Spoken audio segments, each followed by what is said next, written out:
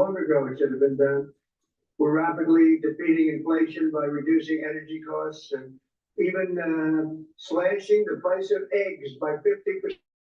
Doesn't sound like much, believe me.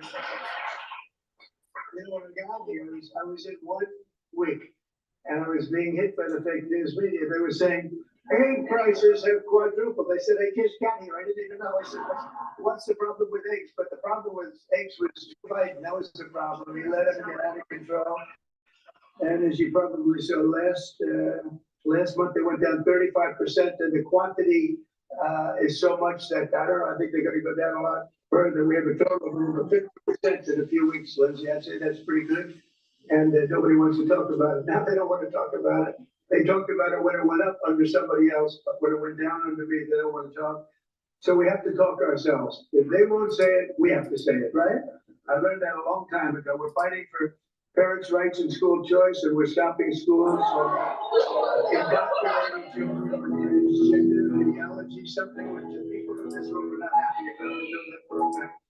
And it's a shame what's happened, but we're turning it around and turning it around at levels that nobody can even believe. I signed an order also, and I think very importantly, also in particular for people in this room, we're keeping men out of women's sports. Is that okay? Men out of women's sports.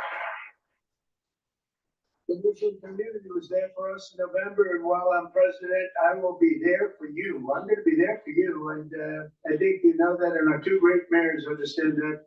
I said that I would see you after, and I saw you after, and I think you're doing better than we are. You're doing better than anybody. So it's so great. I'm so glad you're here. But as we approach the end of the Islamic holy month of Ramadan, we're also deeply honored to be joined by many of the international friends and partners, including the ambassador from Saudi Arabia to the United States, a very, very special woman, Princess Rima. Princess, thank you. Great to see you. Thanks as well to the ambassadors and chiefs of mission from the United Arab Emirates, from Jordan, Egypt, Kuwait, Qatar, Pakistan, Malaysia, Brunei, Bahrain, Iraq, Oman, Morocco, Indonesia, Algeria, Djibouti, Cameroon, Lebanon, Nigeria, Guinea, Tanzania, Kenya, the Maldives, Libya, Senegal, Bangladesh, and we have a few others. I'm sorry I've forgot, but I am going to be in big trouble if I did. But that's a pretty good group of people represented tonight. Wouldn't you say, Senator? Thank you. I'm greatly honored by your presence this evening. I just really want to thank you all. It's a special group. I look forward to it. You know, we have long days, not like other people that have this position. I work long hours. And I said tonight, after making 3 calls for people running for office, they go and teletown halls, and they're not easy to do. And I said, well, now I go home and can relax. They said, no, you can't, sir. You're seeing your friends from lots of different places, and that's okay. As soon as I found out who they were, I said, all right, that's okay. But Ramadan is a season of spiritual reflection and self-restraint. Every day during the sacred 9th month of the Islamic calendar, Muslims fast from dawn to dusk, keeping their focus on prayer and devotion to God. So nice.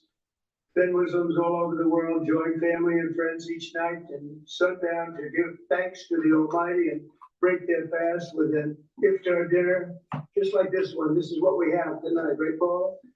I hope you like it. If you don't like it, don't complain, okay? You're still in the White House, right? We're all in the White House together. So how bad can that be? So tonight we gather with the goodwill and the gratitude for God's many blessings, and that's what it's all about.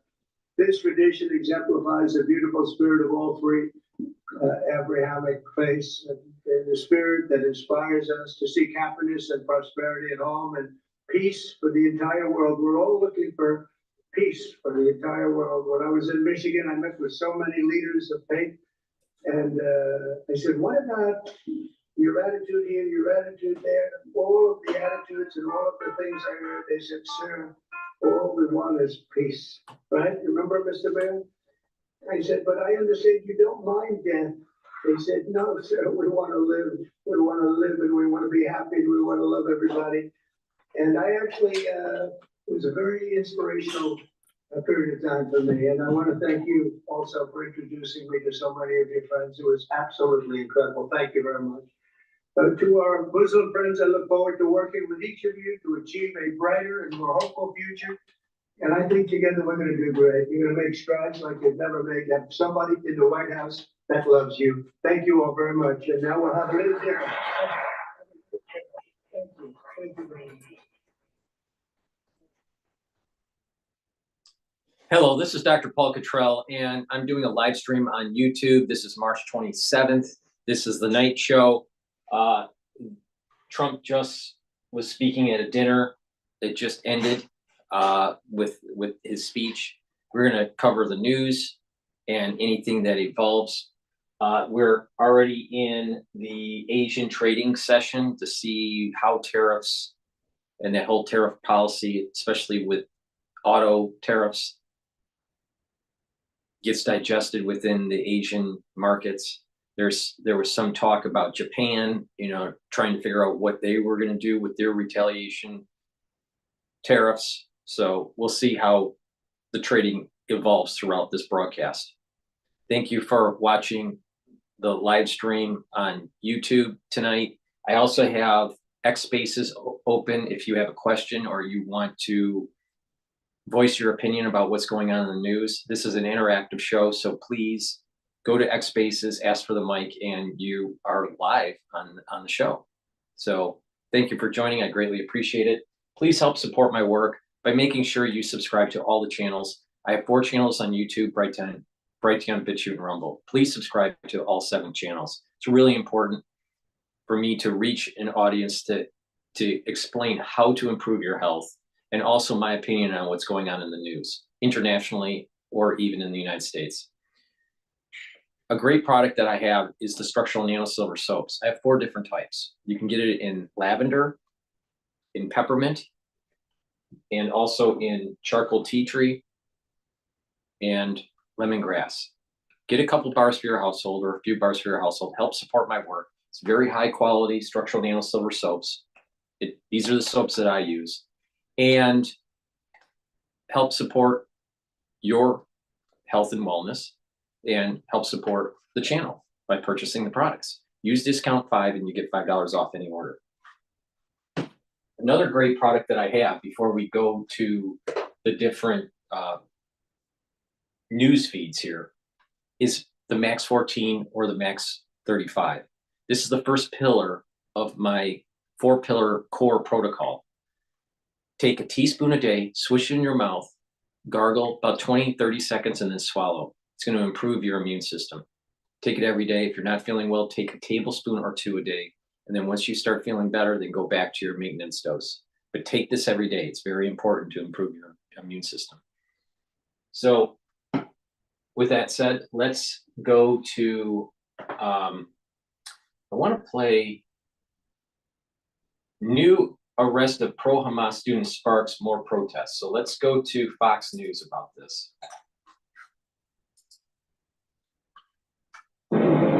Heavenly beauty unfolds on stage. A lost civilization revived. Experience China's 5,000 years of... And the situation remains tense at Columbia University, and that's where we find Alexis McAdams. Hello, Alexis.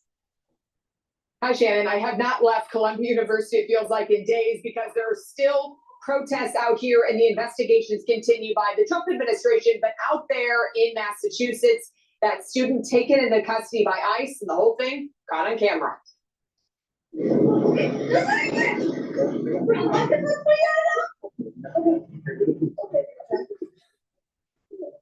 So that's just part of that arrest video. Ramesa Otzerk, who's on your screen, detained near her Somerville, Massachusetts house as ICE agents pulled in, arrested her. She's a Turkish national who is also a doctoral student at Tufts University. Protests near the school as people are demanding her release. Her legal team telling me, Shannon, they are not aware of any official charges at this time. She was reportedly not a leader of the pro-Palestinian movement at Tufts, but she did write an opinion essay. Okay, it was published last year, almost exactly a year ago, in the Tufts student newspaper, writing in part some things about criticizing the university for their lack of response, she says, and told the president they needed to acknowledge the Palestinian genocide, but now she has lost her visa. Why? Because DHS officials say supporting terrorism and supporting terrorists who kill Americans is grounds to get your visa pulled. Where is she now? Well, according to the online ICE locator, she's out in Louisiana at an ICE facility. It's not too far from the same place where Columbia activist Mahmoud Halil is being held. Despite a judge's ruling that she not be moved from Massachusetts, that's where she is now. So we're looking into that. Back out here live. The ICE crackdowns continue on campus with more arrests popping up. And we've done some reporting, Shannon, about this ongoing lawsuit by the families of Hamas hostages who are suing pro-Palestinian protesters here at Columbia, saying they knew about the October 7th attack before it even happened. So we're trying to learn more about that lawsuit, Shannon. All right, we look forward to hearing what you find out. Alexis, thank you very much. So for more, let's bring in Charles Love, Executive Director of Seeking Educational Excellence and co-host of the Cut the Bull podcast. Charles, good to see you today. Great to be on. Great to see you again. Okay, so where do we go from here? You have these protests now on campus. The neighbor whose surveillance camera caught that arrest of this Tufts student said it looks like a kidnapping. Does the administration run the risk of the optics of this turning against them while they're doing something that I think most Americans would support? If you can prove somebody is here and supporting protest terrorist activity, we don't want them here. Well, they definitely run the risk of that, but I don't think they are too concerned about that, and they shouldn't be, in the sense that each case has to be taken individually. So we'll look at what she wrote and what the protesters are doing, and kind of define whether it crosses the line. And I do know that there is some nuance there. So if you look at these two most prominent cases, I don't know, I didn't read her letter, so I don't know what she wrote. So it's a difference between saying we think what's happening in Palestine is a genocide, and in the other guy's case, who openly said, death to the West, and he wants to, destroy the Western civilization. And I think that one is clearly a reason to not have that person in the country, and the other, you kind of have to look at it case by case. And certainly we're seeing a difference in tone from these universities. Columbia University, where Alexis has been reporting, as she said, for a long time, clearly coming to an understanding with the Trump administration when they were set to lose hundreds of millions of dollars in federal funding, that they will do a better job of cracking down on these anti-Semitic protests by anything that looks like it's supporting terrorist activity. What about other colleges? Will that be enough to sort of scare them into action, or do you think we're going to have to see more of these direct settlements and negotiations? Well, it's going to be really interesting to see, because I don't feel, too much love lost for the administration in many of these cases, but they're in a pretty difficult predicament where on the one hand, they're trying to, kind of give in a bit because they know things have gone too far. And let's be honest, they probably want some help, someone they can blame it on and say it's not our fault, because they want to rein this in because they lost control. But at the same time, the students are still moving further down the road. Like in Columbia's case, the students and some of the professors are suing, the Trump administration at the same time the administration of the university is kind of, meeting with the administration and deciding to agree with some of those terms. So they're going around them. So they're stuck in the middle, kind of like, what do we want to allow or what do we not want to allow? But I will quickly say, I'm on the elected school board here in New York, apparently at CECs, and we've had activists every month, attacking us and things of that nature. They just celebrated their 1 year. Now, it's the difference between saying bad things to us and what we saw on those college campuses, attacking people, physically threatening them, blocking their access to school. So that can't be tolerated. So they have to stop that, whether it agrees with Trump or not. True. Okay, so there's also this. Violence against conservatives on college campuses is growing.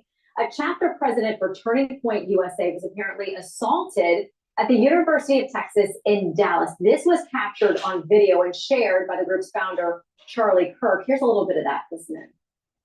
Oh, no! No, that's an assault.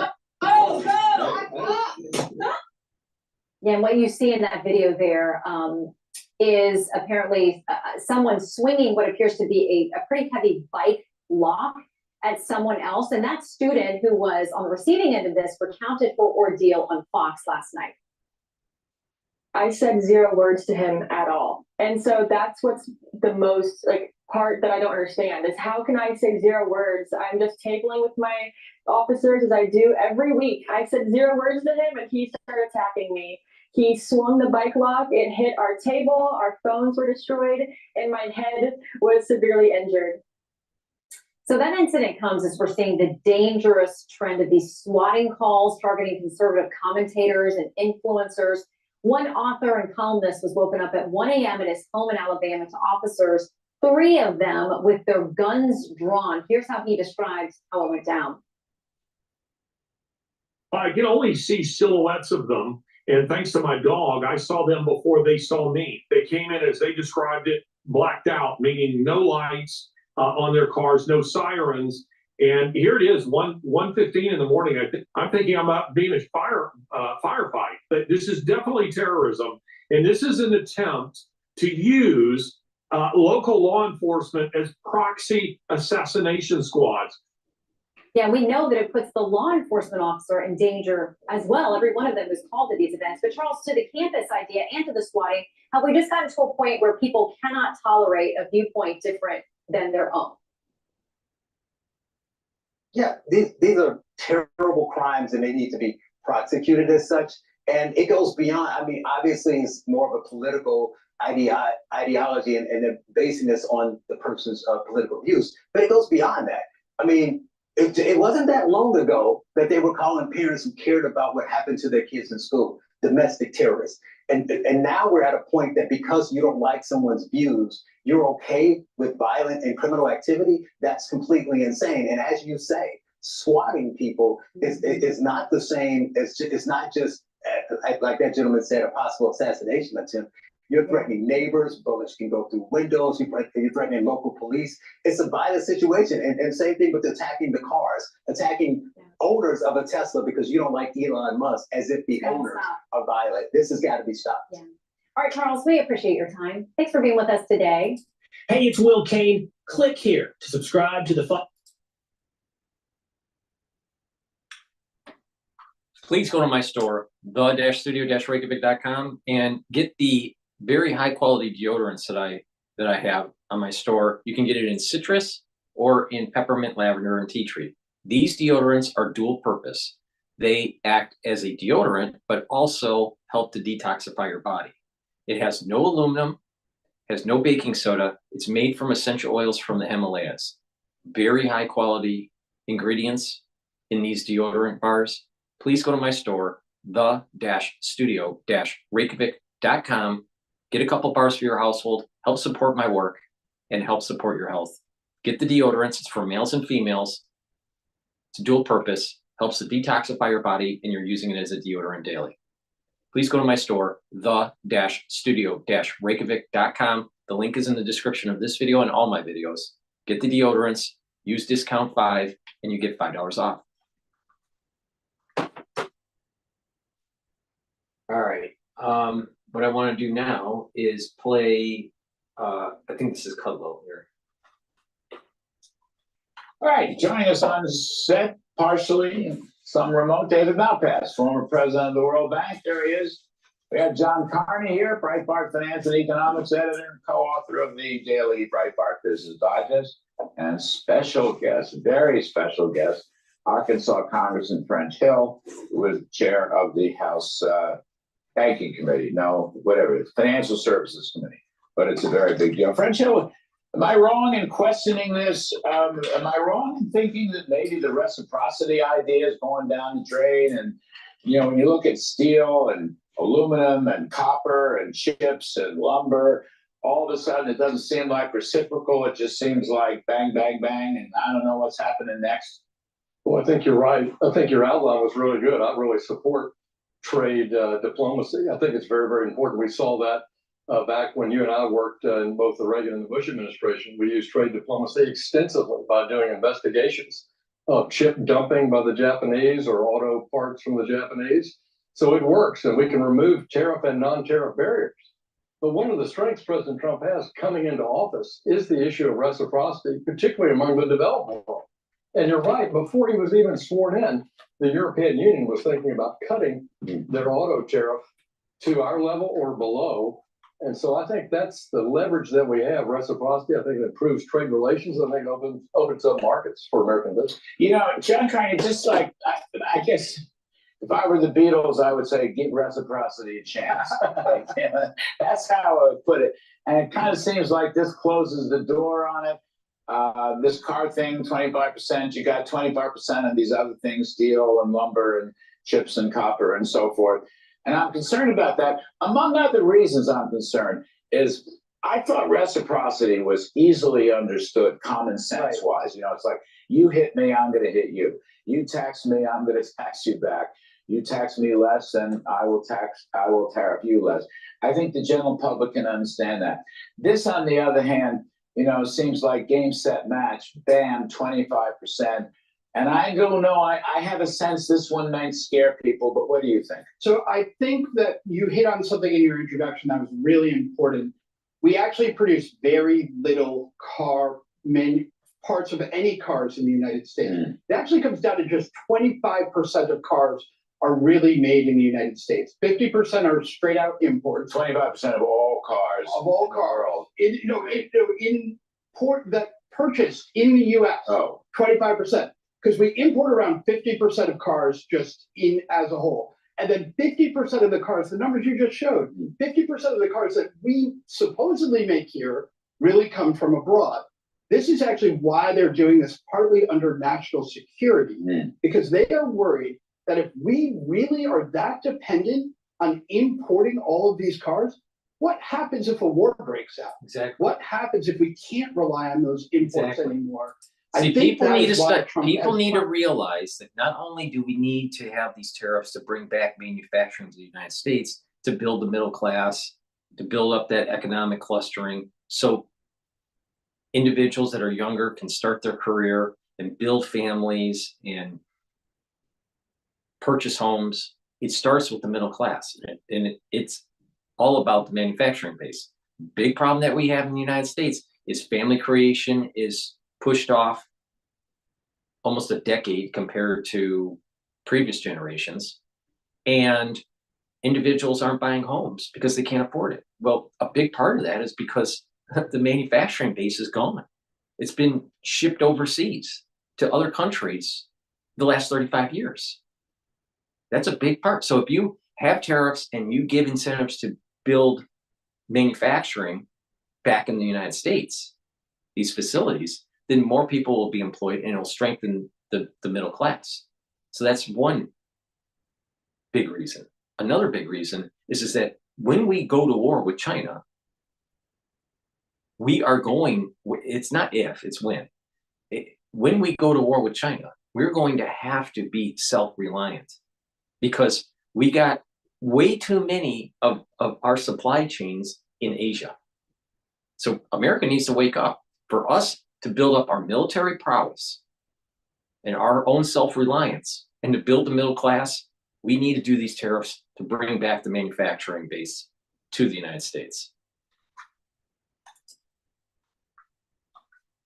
So quickly from reciprocity, and I think that's why it's linked to lumber, why it's linked to copper, why it's linked to steel and aluminum, because these aren't necessarily just trade tariffs. These I would think of as national security tariffs. David Malpass, are you surprised at the 25% car tariff? Is there a risk that it'll break up USMCA? And in general, what you make of it?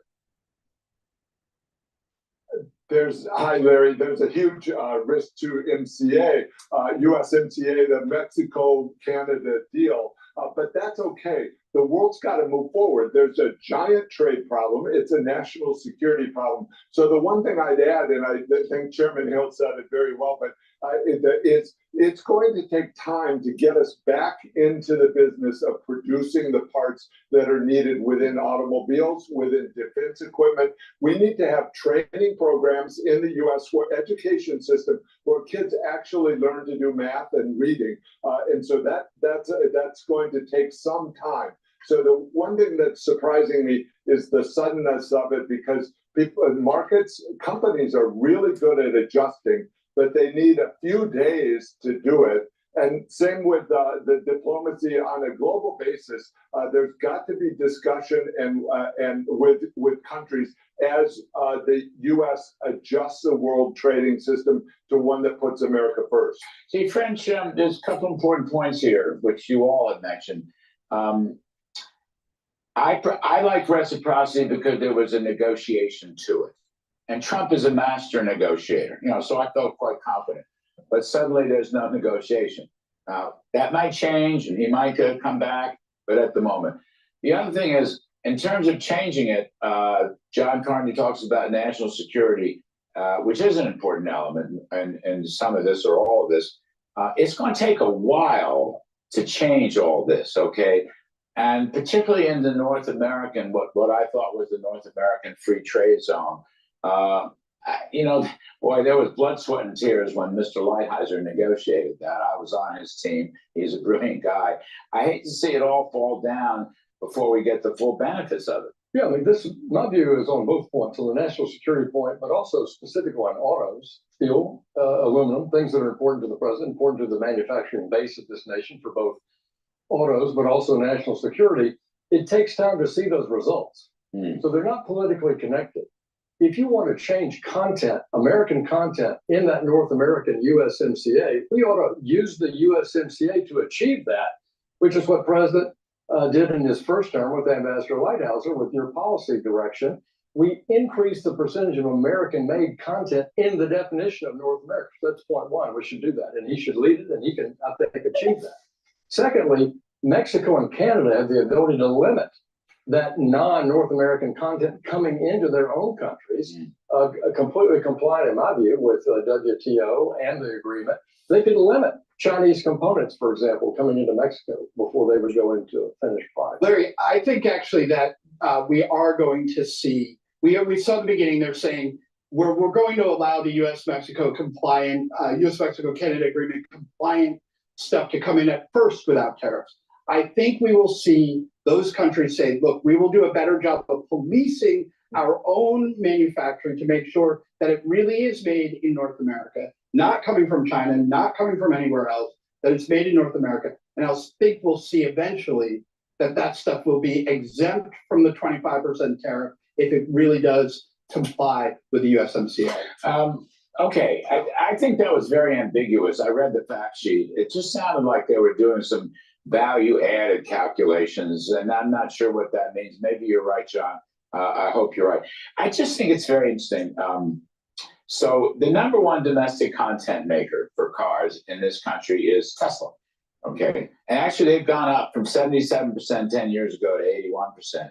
The number two is, wait for it, Honda. I love that. And they've gone from 50 to 63%. By the way, I was privy to some of the negotiations from the late, great Shinzo Abe and President Trump, who forced that. Now, the American car is going in the wrong direction. Ford has gone from 65 to 54 domestic. That's the content. problem. GM has gone from 66 to 54. Exactly. I think GM stock got exactly. This is the problem. Now think about who's advertising on the mainstream media. These car companies. GM advertises. Is a huge advertising budget. Huge. All right. The same thing with Ford. And what they want is to be able to go to their tier one supplier and say, have your manufacturing in Canada or Mexico.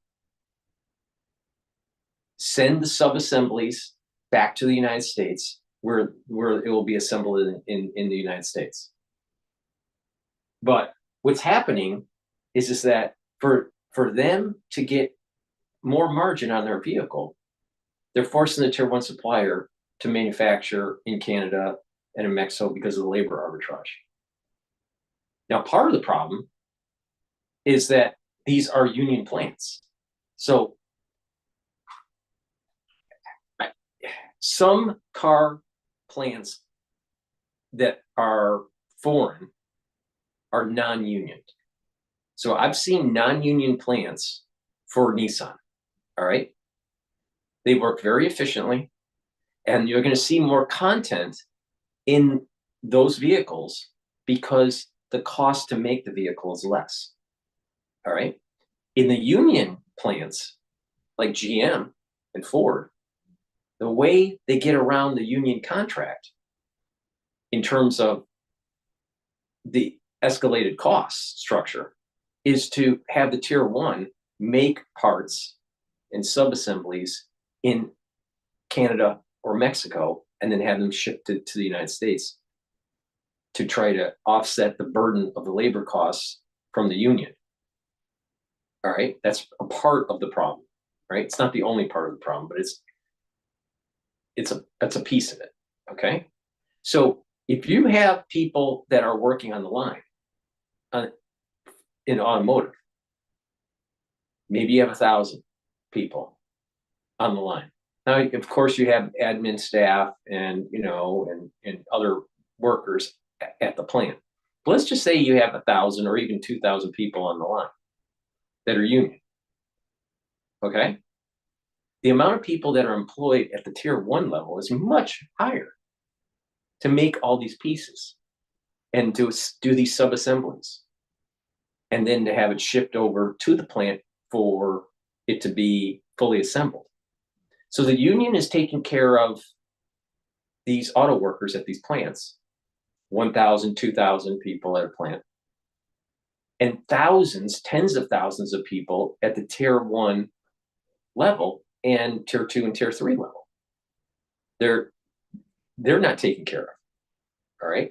So what happens is the union is only protecting these workers that are on the line, but it's actually hurting the middle class and our manufacturing base, forcing the domestic OEMs, GM and Ford, to make their sub-assemblies in Mexico or Canada.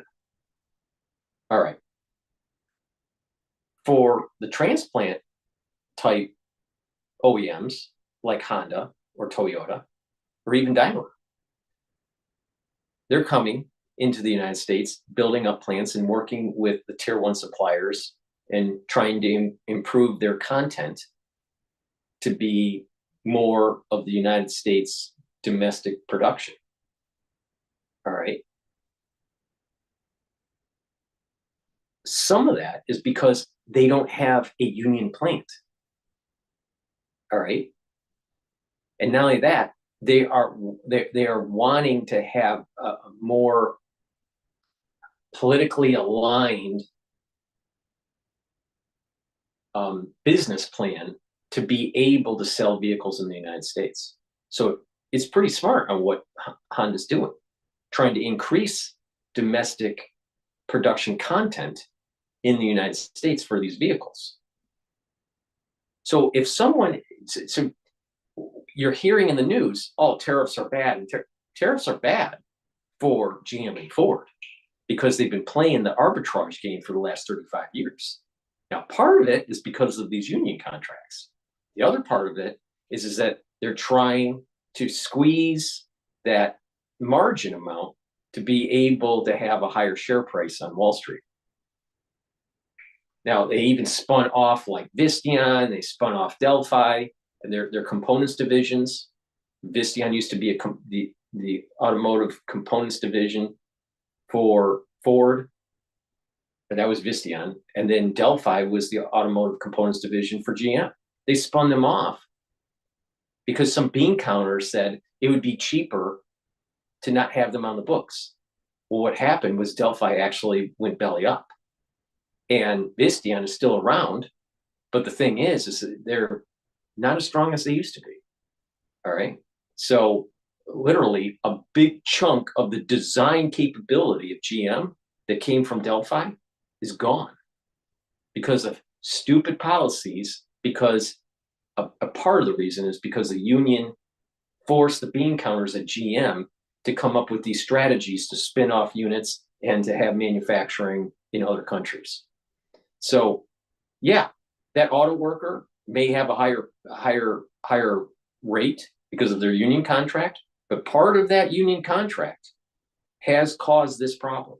To say that it didn't is that they're not paying attention to history. Now they try to protect plants and make sure that the plant is producing vehicles in the United States, but they don't care about the content that's going on.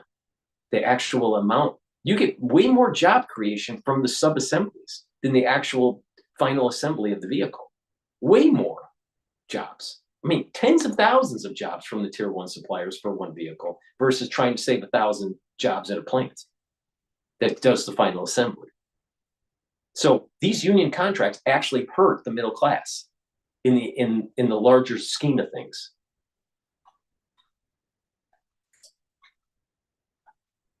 That's a day, but Ford was probably a close second. The rest of it's a day in the country. Hyundai, Kia, 17%, Nissan, 24%, Toyota, 29%. VW, better. I want to give them credit. VW has gone, hold on, stop the presses. They've gone from 8.2% 10 years ago to 35% domestic content here in the U.S. So we'll give VW at least 2 cheers, if not quite 3 cheers. I think it's a scandal that we spent so much money to, and broke the law, frankly, to bail out the auto companies not that long ago. Yeah. And He's they totally have- right about that. It's come totally to us right. and He say- is 100% right on this. You have NAFTA that shipped jobs away, destroyed our manufacturing base.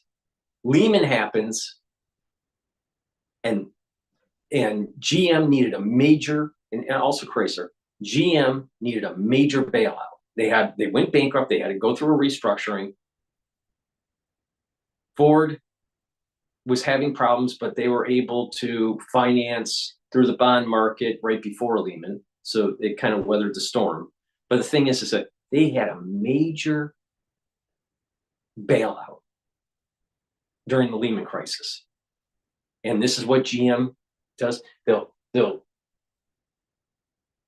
through their marketing strategy and having these economic consultants to go on air and say the tariffs are bad.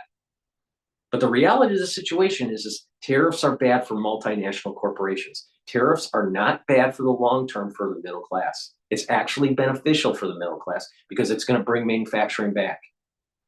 Now, someone would say, oh, it's going to cost $3,500 or $12,000 more for a vehicle to purchase. And it takes 2 years to maybe bring back the manufacturing for some of these sub-assemblies. All right, so you don't buy a car for the next 2.5 years. Big deal. Or someone says, I have to have a new car. Well, you can buy a used one. You don't have to buy a new one. And this puts pressure on GM and Ford to start moving manufacturing back to the United States. You stop buying their vehicles, and I guarantee you they'll drop their price more than $3,500 or $12,000. The power is in the purchaser. That's where the power is. So GM's going to raise their prices to $12,000 on an over-optioned vehicle that you don't really need. All right.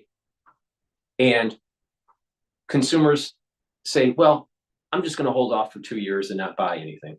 But let's say you have a lease on a vehicle or an older car and you need to upgrade. All right. Get a new vehicle. Get a used vehicle, not a new one. That way you're saving money, and it puts pressure on Ford and GM to lower their prices on their new vehicles. And when the middle class in the United States does that in mass, GM and Ford, I guarantee you, will move as fast as possible to move manufacturing back to the United States. But they want you to think that tariffs are bad for the middle class because your vehicle is going to be more expensive. Well, just stop buying their vehicles. Buy vehicles that have more content in the United States. Or better yet, buy a used vehicle and just wait it out and force the issue and make sure the OEMs start to lower their vehicle prices. Because when they have a lot of vehicles that aren't selling, they have to cut. And they'll cut more than 8 or 12 grand on the sticker price.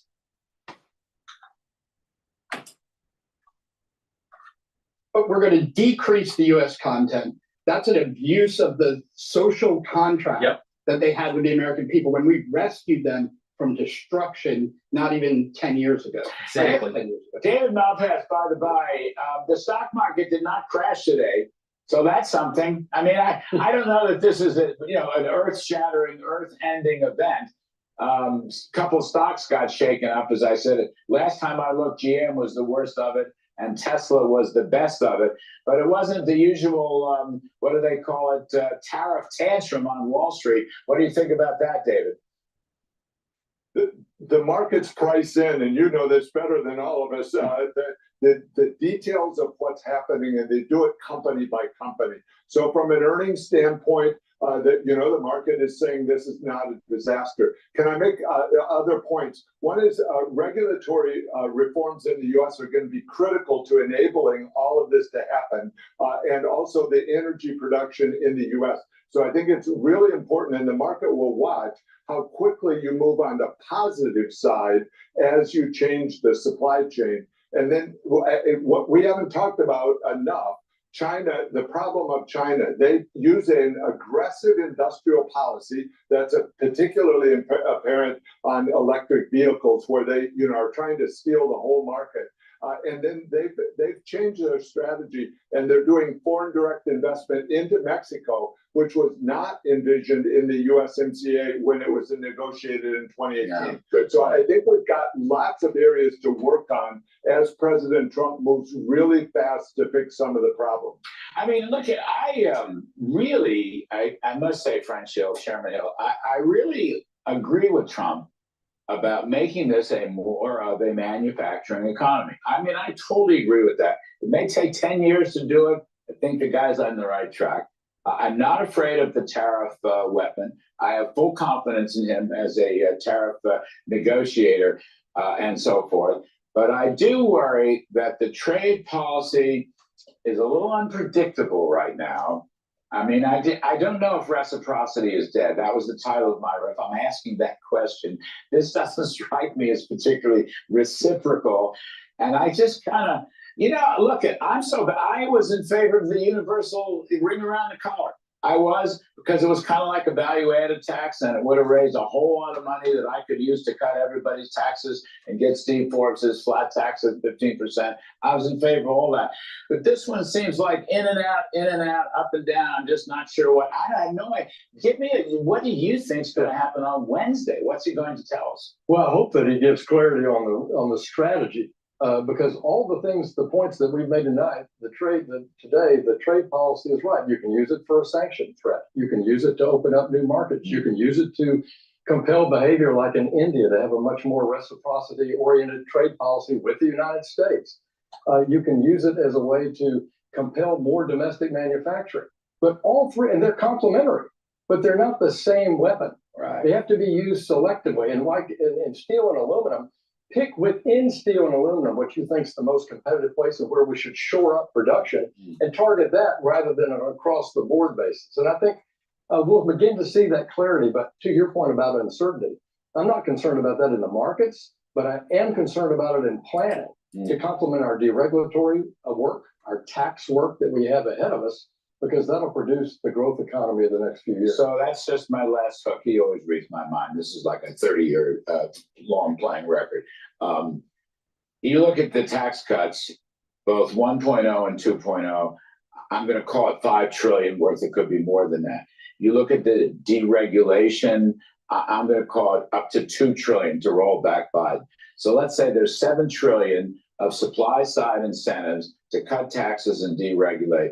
That vastly is larger than the tariff story, which people seem to continue to obsess about.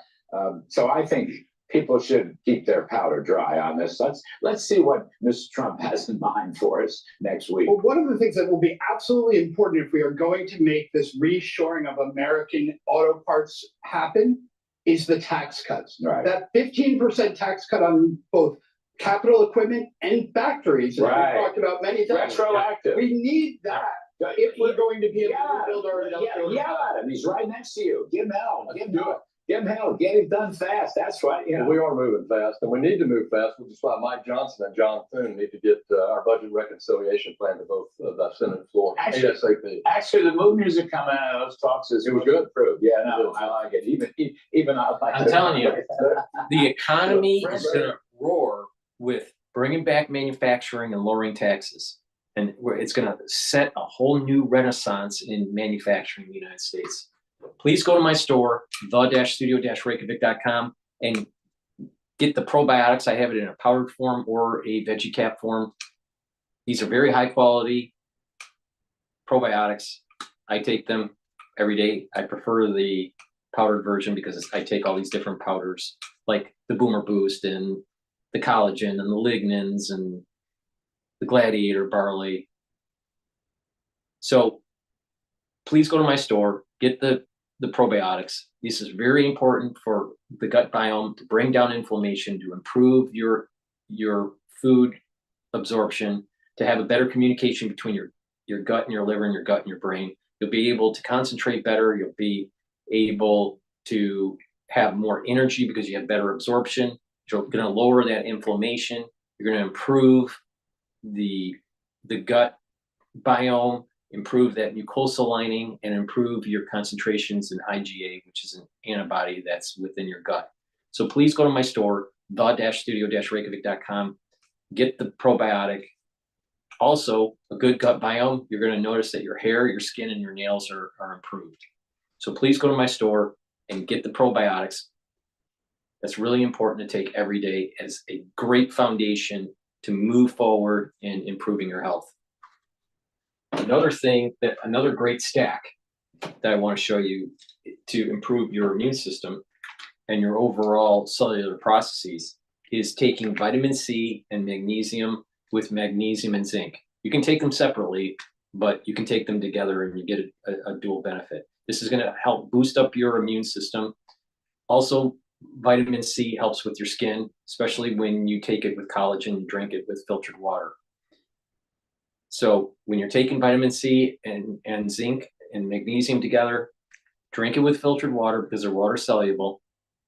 Please go to my store and boost up your immune system. Now, another thing to stack this with is the multivitamin. The multivitamin has the vitamins that you need for the proper enzymatic activity that you need. Now, people don't know this, but minerals and vitamins are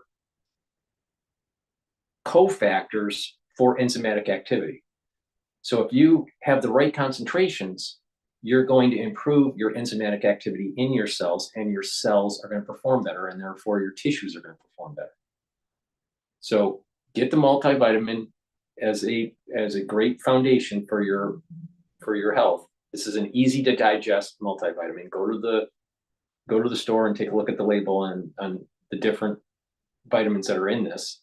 But this is a great way to start, and then you build on top of it. A great way to build on top of it is, okay, you're taking the multivitamin, take the probiotic that's helping with your gut health, and take the vitamin C and the magnesium together, and that's boosting up your immune system. So that's a great stack right there to move forward and get healthy.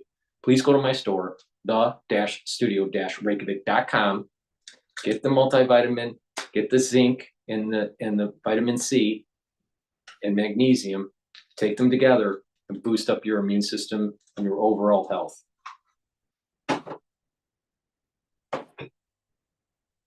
All right, let's want to take a look at CNA to see if they have anything good playing at the moment. Uber Eats is delivering more deals, so you can get more food to watch more basketball. Right now, get a buy one, get one Whopper from Burger King. And a buy one, get one KFC. Costing Indonesia billions per year. CNA is not playing anything good right now. CNA is not playing anything good right now. So what I want to do is I want to take a look at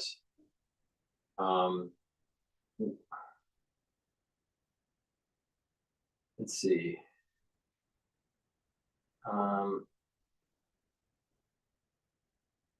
Pam Bondi was on Fox News. This was published about 29 minutes ago. Joining us now to discuss all of this for the first time on the angle, the Attorney General, Pam Bondi. General Bondi, it's so good to see you. How did you find this guy, and how long has he been in the United States? He has been in the United States for probably over a decade, but we believe he was recruited in middle school. In middle school, can you believe that? In middle school, but he's been living here illegally with friends and family, and the Biden administration did absolutely nothing to deport these people. You know, as the president says, we didn't need new laws. We needed a new president to fix this. And today, with Governor Glenn Youngkin and a task force, we started it February 25th. And in less than a month, they have captured so many of these MS-13 gang members. Laura, their techniques and what they were doing with state, local, federal partnerships hasn't been done. But people are watching this tonight, they're saying, how on earth could this have happened? Not only this, which was significant, obviously 24 years of age, very young and very vicious. Then you have these people in Massachusetts that ICE has rounded up, these child predators and rapists who, you know, excuse me, Mayor of Boston and the governor of Massachusetts, like, oh no, we're tough on criminals. These people are just walking about the streets free as a bird until you guys actually got them. They are. It's insane. They are. So this task force is DEA, FBI, U.S. Marshals working with ICE, all working hand in hand, sharing data. And that's how we were able to catch this guy. One of the agents said, if you want to rock MS-13 to its core, I want to just pause. I want to just pause what that shows how. I just want to pause Fox News and I want to go to live now here. They were interviewing Musk. This is happening all day, every day. And then somebody doesn't receive their Social Security. It's because of all the fraud loopholes in the Social Security system. How do you reassure people that what you are doing is not going to affect their benefits? No, in fact, what we're doing will help with their benefits. Legitimate people, as a result of the work of DOGE, will receive more Social Security, not less. I want to emphasize that. As a result of the work of DOGE, legitimate recipients of Social Security will receive more money, not less money. All right. I want to emphasize that point and let the record show that I said this, and it will be proven out to be true. Let's check back on this in the future. So it's Washington Post. The Social Security Administration website crashed 4 times in 10 days this month because the servers were overloaded, blocking millions of retirees and disabled veterans from logging into their online accounts. Freaked people out. Is that going to change? Yes, we're going to make sure that the website stays online. Yeah, I mean, but is it a result of going in there or something you're doing?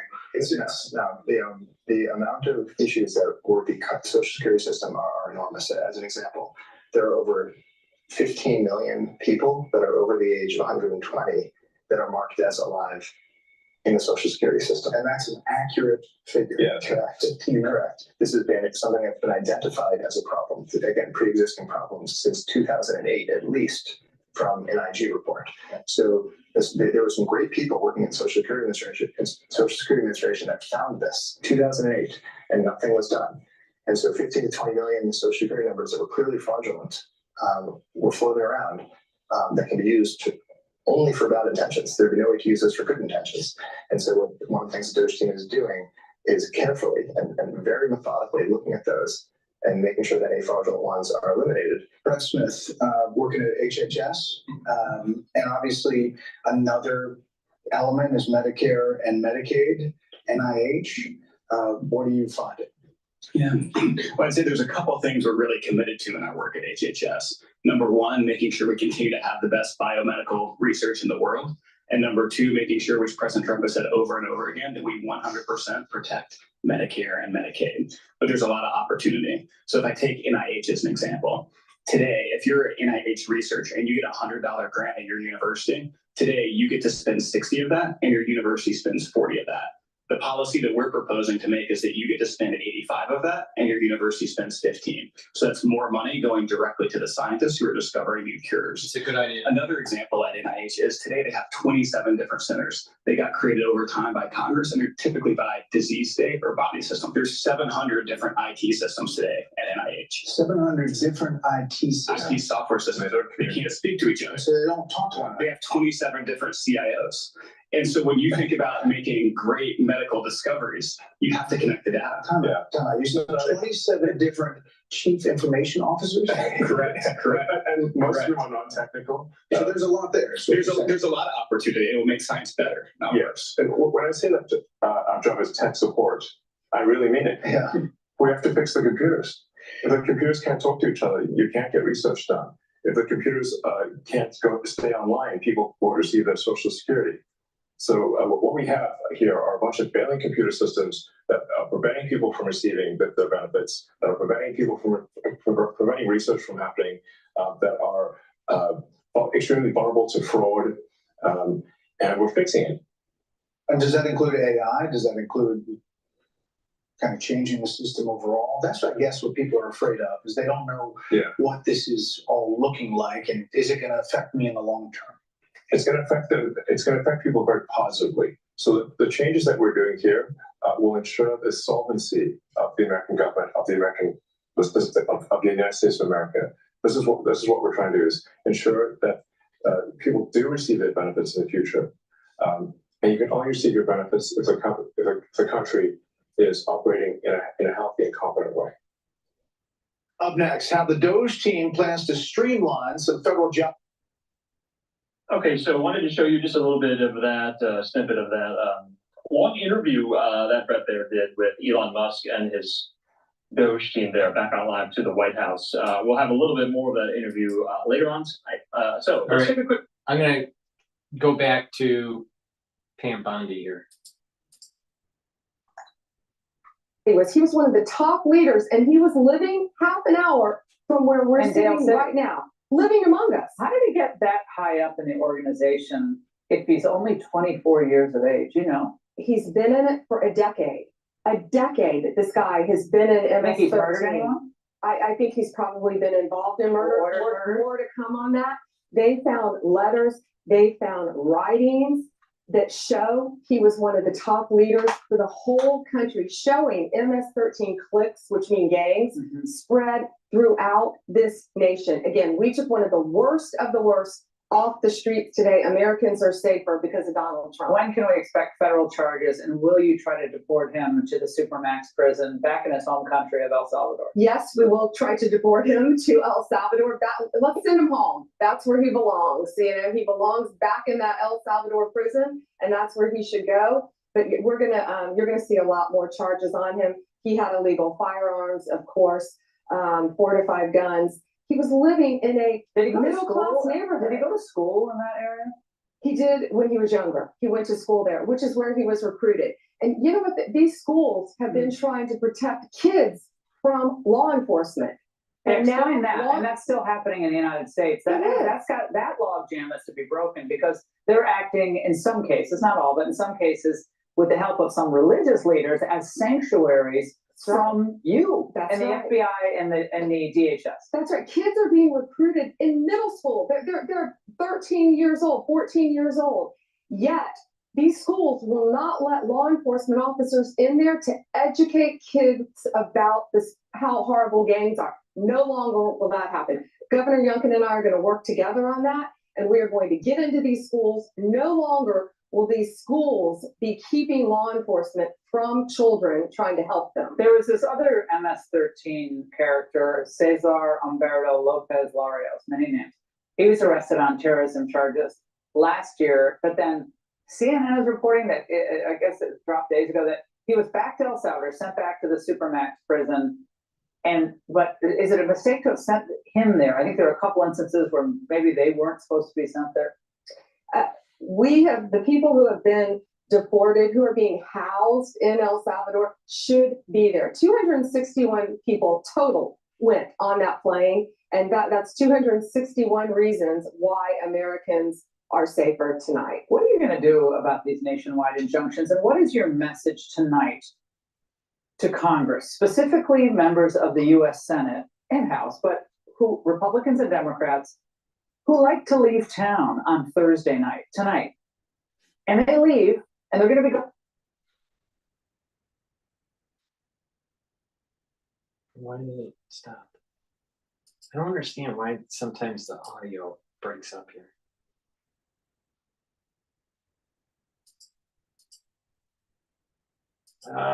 It's all of his nominees confirmed to be in office for public safety reasons, for all of the reasons we've been talking about. There are so many nominees that we have to get confirmed. We have a lot coming up, and we've got to get them in office to help keep America safe. I think Thune's trying to do his best, but it has to have unanimous consent from the Democrats in order to fast track these. And because Schumer's under attack from the left, he's like, I'm not giving you a thumbs up on any of these people. So it's having to go through this laborious process. But if you keep people through the weekends, let's say you know this town, you keep people through a couple weekends, what does that do to them? They cave. They break. The Democrats break, and Republicans are tougher. We know that. Senator Finn's been great. Let me just plug a couple products here. Please go to my store and get the toothpaste. This is a very high quality toothpaste. Actually, it's the best toothpaste that you can buy. It's made from structural nanosilver, no fluoride. It will whiten your teeth, freshen your breath, help with your oral hygiene, improve your gum line, reduce the inflammation at the gum line. And with good oral hygiene, you're helping with your vascular health and your valvular health. Please go to my store, get a few tubes of this toothpaste, help support my work, and help support your health. Again, this toothpaste is the best toothpaste that you can get. Use discount 5 and you get $5 off. Also, I have structural nanosilver drops and lozenges. We're going into the allergy season. It's really important to take these right away. Have some at work and have some at home, just in case you start having an issue. You can get it in honey and lemon. Each of the drops have 100 per bag. Cherry drops and also blueberry. And you can get the lozenges, which are larger. You get 21 in each bag. You can get it in Manuka honey and also in elderberry zinc. All right, so please go to my store, get a few bags of the lozenges and the drops. Make sure you have some at home and at work. You never know when you're going to have that irritant, and take it right away, mitigate the problem. Please go to my store, the-studio-reykjavik.com. Use discount 5 and you get $5 off.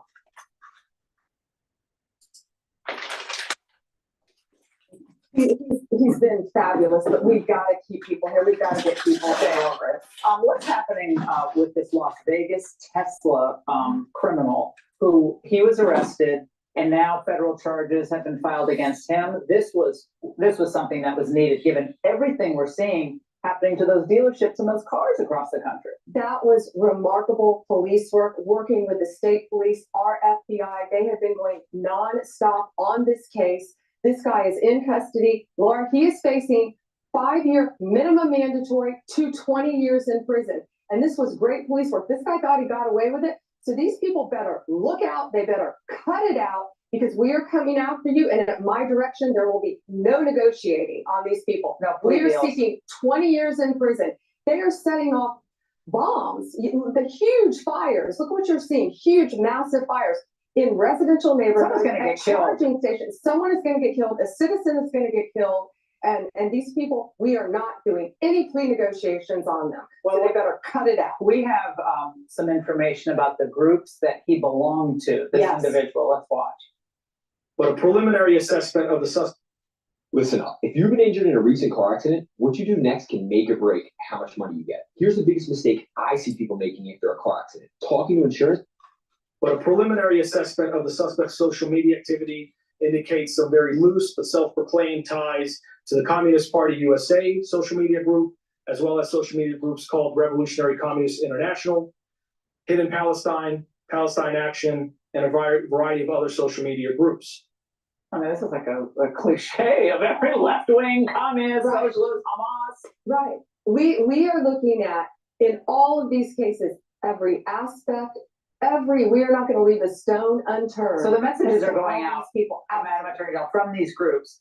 Get busy. Get busy, meaning terrorize people. People are terrorized driving down the road in a car that they worked hard for. They feel terrorized. They do. And we're looking at how these people learn to make these bombs. Mm-hmm. We're looking at every aspect of these cases, and we are coming after you, and we will find you if you have done this to a Tesla owner, a Tesla dealership, anything to do with Tesla. We're going to find you. And that today was proof of it.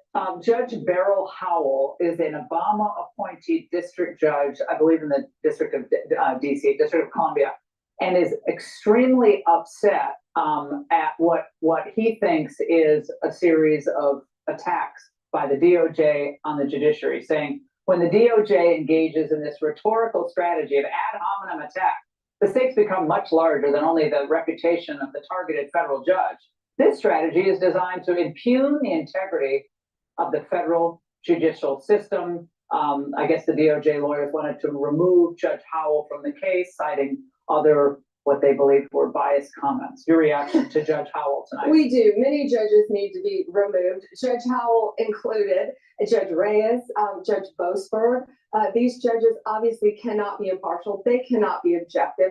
They are district judges trying to control our entire country, and they're trying to obstruct Donald Trump's agenda. And Judge Boasberg is a busy judge. He was assigned to the Signal Gate, which is such a ridiculous name, but the Signal Chat case, which is a lawsuit filed by parties, which I'm not sure they have standing to file, but President Trump calls it disgraceful that this judge, again, who's ruled against you on the Tren-Aragua deportation, is now assigned to the Signal case. Yes. Your reaction tonight to that? Laura, he has multiple cases. I guess it's a wild coincidence against Donald Trump and our administration, and now he has the Signal case. He shouldn't be on any of these cases. He cannot be objective. He's made that crystal clear. You know, these judges are taking personal attacks too at many of the cabinet secretaries and these judges across the country. Again, they think they have authority, but it's going to be short-lived because these cases are going to get to the Supreme Court very fast. We're doing everything we can. The CNN is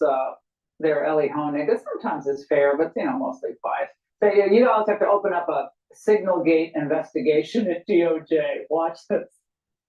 So Pam Bondi has been MIA. There's no indication that she's going to open an investigation here. And by the way, when she was up for a confirmation as AG, you remember, one of the concerns is, would she be able to exercise independence? She told the Senate, absolutely, I will be completely independent. There's no reasonable prosecutor who could look at this and say it doesn't even need to be investigated. Your response to your pal there? Yeah, there's a reason why the ratings are plummeting, because they're putting people like that on TV. Chatter. We could care less what they say. We're going to continue forward on all of these cases. So this is not a concern of yours, Inspector General, idea of Inspector General investigation or congressional investigation down the road. You are completely confident that this was a mistake and nothing more than that. We are, and all of our intelligence officials who were on it are confident of that as well. I mean, do you not know how many Democrats that I know over the years who have been on Signal? I mean, are the highest level Democrats, and is that changing the government now? Though, is Signal not going to be used, or is it going to be used going forward? Are you aware of it? I think Signal is a very safe way to communicate. I don't think foreign adversaries are able to hack Signal, as far as I know. And maybe people just have to keep an eye on their contact list a little bit more carefully going forward. Attorney General Pam Bondi, you were up at what, 2? Please go to my store, the-studio-reykjavik.com. Get the K2. This will help with the D3 to absorb calcium. Now, this stack right here, the K2 and the D3, it will help to absorb the calcium, but also slow down the depositing of calcium around plaque. All right. So this stack will help with bones and cardiovascular. All right. So take this every day. What's going to happen? Let's say you want to increase your bone structure. All right. Better bone density. Take the D3 and the K2, take calcium or drink milk, do some resistance training, and you will be building denser bone. All right. But also by taking the D3 and the K2, you're slowing down the depositing of calcium around plaque formations. And over time, slowly pulling that calcium out of that plaque formation and reducing the actual blockage. All right. So this helps cardiovascularly and also bone health, especially when you're doing the resistance training. Now, to boost up the cardiovascular health, taking nattokinase is going to break up those clots. Now, when you have blockage and a buildup of plaque, the actual flow through the blood vessel is there's turbulence, and what happens is that the clots either microclots or larger clots can form. You need to take the nattokinase to break up those clots because it's fibrinolytic. Also, to reduce plaque buildup, taking nattokinase will help because it's going to help bring down the LDL and increase your HDL levels. So by having less LDL in your bloodstream, you have less LDL that's oxidized. And less oxidized LDL means less plaque buildup. So take the nattokinase, take the D3, take the K2 together, and this is a great stack to help with your cardiovascular health, but also your bone health, because the D3 and the K2, when you do resistance training and you take calcium, either through supplements or drinking milk, you are going to improve your bone density. But you have to do the resistance training to give your body that signal to build that bone matrix. Another great stack for neural health and neural protection is taking ubiquinol and NAD+. So ubiquinol is the most bioavailable form of CoQ10 that you can take. So I offer the most bioavailable form of CoQ10. You can't buy something better. Now, ubiquinol will help to improve your energy levels. It's an antioxidant. It's going to help to improve the health of your mitochondria, but it also protects neurons. And it's an antioxidant, so it's going to soak up free radicals. So this is going to help protect your neuron. NAD plus supplement will boost up your NAD plus levels, and that will help with energy. It'll help to repair your DNA damage, cellular DNA damage, or mitochondrial DNA damage. So that's really important, especially when you get older, because when you get older, you have more DNA damage. Well, higher levels of NAD plus is going to help you repair that. Now, NAD plus also helps to protect neurons. So this is a great stack to protect your neurons. That's really important when you're 40 years of age or older. So please go to my store, the-studio-reykjavik.com, get the NAD plus supplement that I have that boosts up your NAD plus levels, and get the ubiquinol. Protect those neurons, really important. All right. Let's go to, I want to go to CNBC, the agent session, just to listen in here on what's going on.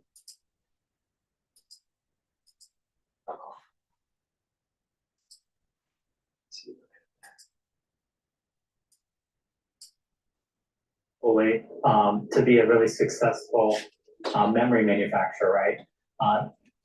SMIC can survive in China merely on domestic demand, but for YMTC, they've been doing very well in like more commodity standard memory, which goes into phones and PCs. So that's been impressive. They've been at it a long time. However, the question is, can they really feed that AI supply chain, which is really mission critical right now in China? And that's a likely no. There you're getting into very sophisticated stacking of memory, very high-speed DDR5, and it's really one major player right now with Micron playing catch-up, and Samsung is a legacy number 3. So you have these three very strong global players in memory for decades with tons of IP. Even they are seeing a lot of challenges in getting that high bandwidth memory out the door for the AI servers. And so what impact do you see of reciprocal tariffs on the development of advanced chips and also the trade relationship China may have with Taiwan, especially TSMC? Yeah, so as it relates to global semis, so at various levels to that question, right? So as it relates to global semiconductor demand, the current cycle, this has the China economy has a big impact on global demand, as do, of course, tariffs. So I think we're entering in a risk of a semiconductor downturn here, instigated by kind of low growth in China, lack of visibility into the tariff policies, a slowing U.S. economy, which really is, the global economy has been a one-horse story so far since last year. To really have a very robust, true semiconductor cycle, you need a couple major reasons, China and the U.S. being pivotal, to really drive a broader demand, where it's affecting mobile phones, PCs, and the like. So far, it's been very, very concentrated And I think we're also seeing a risk of downward revisions to, even CapEx if in fact the US economy slows, then clearly that'll affect enterprise spending in AI and therefore the CSP revenue and their cloud services business. So we do run the risk here of this very concentrated growth market now leading more into an oversupply in semis over the next 3 to 6 months. Danny, lovely to have you on the show. Thank you very much for joining us and giving us yours. Okay, I'm going to go to Sky News to see what they have to say, but let me just plug this product stack here. To help with your immune system and your cardiovascular health and your mental acuity, try this stack out. Ashwagandha root is going to bring down cortisol levels and help to control your blood glucose levels. So that's going to bring down inflammation and help with the vascular level and your immune system. By bringing down inflammation, you're helping your immune system. Turmeric is an antioxidant, so it's going to soak up free radicals, but also bring down inflammation. That's important for your immune system, and that's very important for your cardiovascular system. Stacking these together is going to help your immune system and your cardiovascular system. By bringing down inflammation at the vascular level, you're reducing the chances of plaque formation. Now, also stack this with Clarity Factor. Clarity Factor is going to help you get rid of that brain fog. It's going to allow you to focus at work or at school, or if you're retired, it'll help you just to have more mental acuity. Your neurons are going to be firing more, and this helps with memory. It helps to support your memory, right? By having those neurons firing more, you're going to build positive neuroplasticity. That means you're going to think better, you're going to be able to consolidate memory better, and you're actually going to sleep better, all right? And you're just going to function more. You'll be able to concentrate. You're going to be able to be more fluent in your speech. You're going to be able to write better. Your overall cognition is going to be better, right? And it's really important to get rid of that brain fog. Now, a great way to do it is the proper supplementation, like the Clarity Factor, but also make sure you drink filtered water. A lot of the water that you're getting from the tap, it's got particulates in it that's not good for you, right? So it's very important to filter your water, but also stay away from foods that are over-processed, because these processed foods have lots of chemicals and it affects your neurons, your endocrine system, your immune system, your other bodily systems. You just want to stay away from that stuff. Take Clarity Factor. It's going to help support your memory, get rid of that brain fog. And by concentrating and learning new things, you're going to be able to improve that neuroplasticity. When you improve that neuroplasticity, you're going to be able to think faster. You're going to have better memory. You're going to sleep better. And your longevity. The whole idea is to improve your body. So when you get into your geriatric years, you're just healthier to the best that you can. So a great stack to help with your immune system and your cardiovascular system and your neural health and your neural networks is to take this stack right here. So please go to my store, the-studio-reykjavik.com, get the ashwagandha root, the turmeric, and the Clarity Factor. Use discount 5 and you get $5 off any order.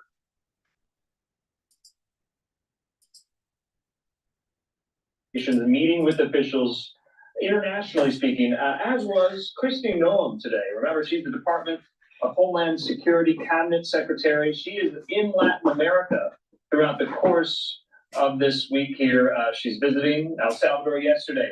Today, Colombia. Tomorrow, Mexico here. But in the meantime, actually, we just got something live. Speaking of Trump cabinet secretaries traveling internationally, Secretary of Defense Pete Hegseth, well, he is now in the Philippines. We just got this live picture in. Let's listen.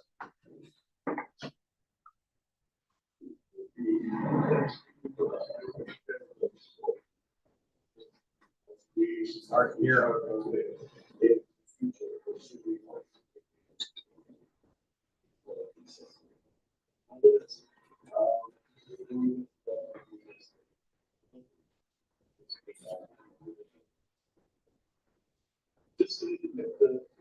Sorry to see that happening. If we're stating that you won't see nothing except the inside of your building with some offices. Perhaps, The audio with the Philippines is not that great, so let's go to Sky News here. Now becoming clear. Trade wars are no good for anyone. It will end up with higher prices for consumers, pushing up inflation after we've worked so hard to get a grip of inflation.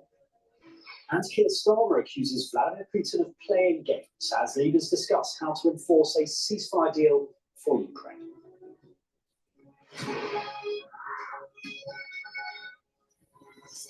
Hello, a very good morning to you. Thanks for joining us here on Sky News. We begin the programme with a developing story. The King has cancelled his public engagements later today after he experienced side effects from his cancer treatment. In a statement made late last night, Buckingham Palace said following scheduled and ongoing medical treatment for cancer, this morning the King experienced temporary side effects that required a short period of observation in hospital. His Majesty's afternoon engagements were therefore postponed.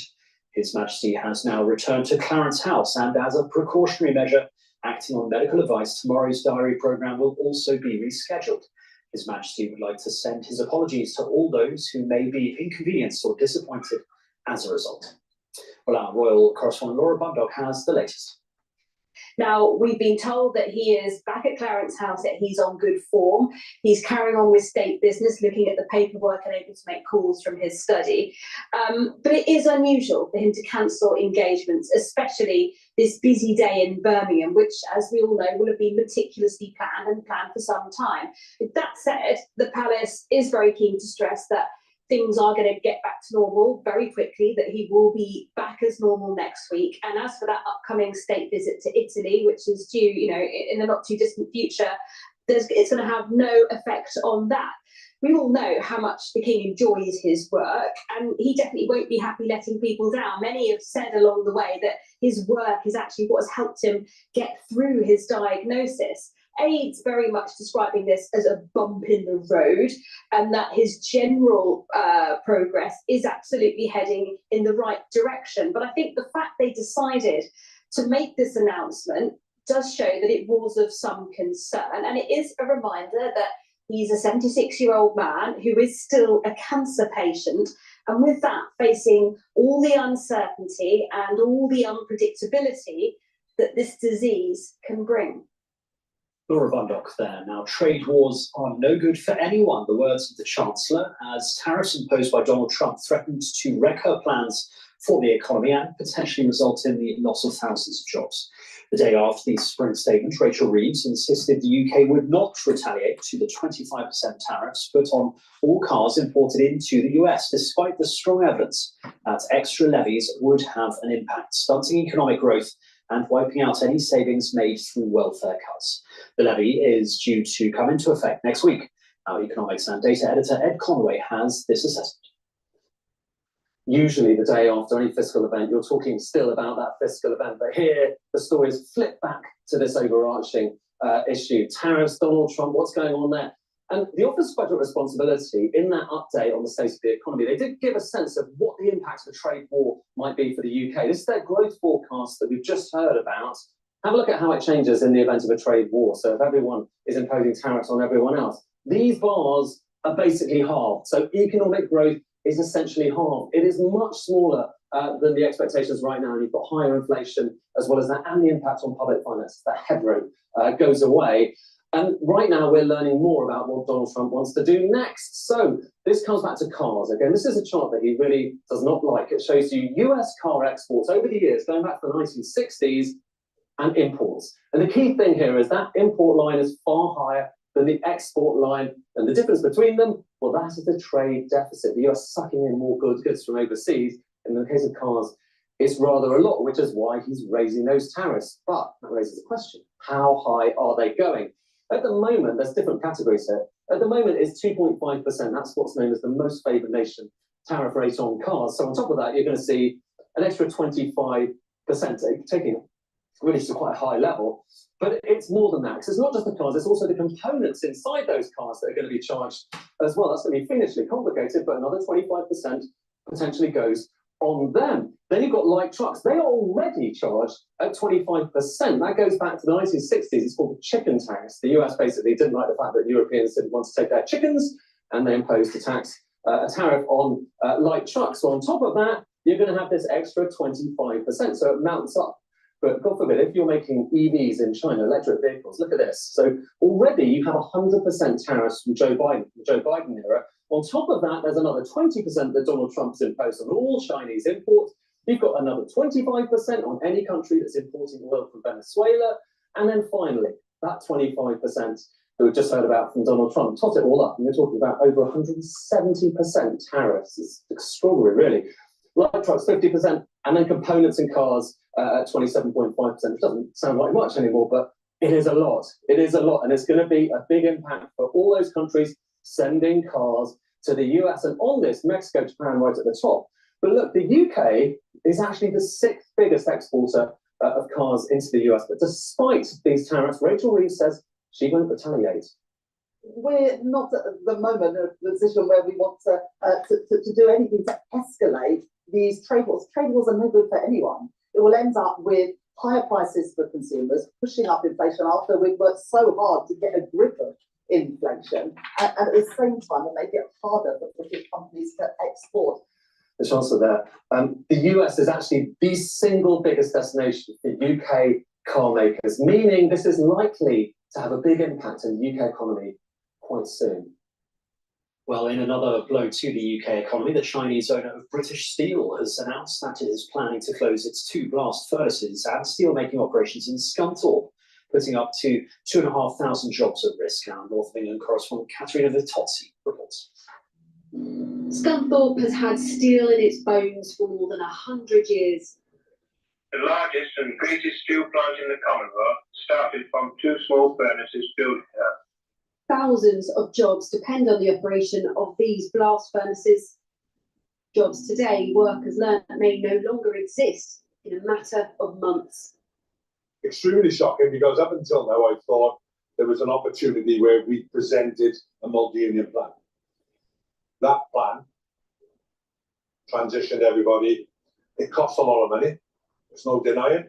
It would have made a significant investment from the government, match funded by GE, and we thought they would look at that, but that's not really the case. British Steel is the UK's last remaining producer of virgin steel, a high-grade, pure steel that's carbon-intensive to make. The UK government has been in talks with the company's Chinese owner, Xinye, about moving to greener steel production, offering a taxpayer-funded £500 million to support the transition and keep this plant's blast furnaces open in the meantime. That deal now in tatters. We haven't got an agreement as it stands, but it is a very, very challenging situation. I mean, both in terms of, it's not just about the level of resource, and I've got to make sure there's the right level for the taxpayer as part of that. Obviously I need to know that there's a viable business being created at the end of that. I need guarantees on jobs if I'm putting public money in. Today's announcement by British Steel highlights the difficult road ahead for the future of UK steel production. On one hand, the UK government is trying to support industry to preserve jobs and secure UK steel production. On the other hand, it's trying to meet its ambitious net zero targets. British Steel says the government offer is not enough. It says new US imposed tariffs and current market conditions make it impossible to keep these furnaces open. 2,500 jobs would go with them. Throughout the town, it's going to have a massive impact. It obviously affects everybody really. From every small business, including myself. But you don't know what's going to happen. Pretty good, to be honest.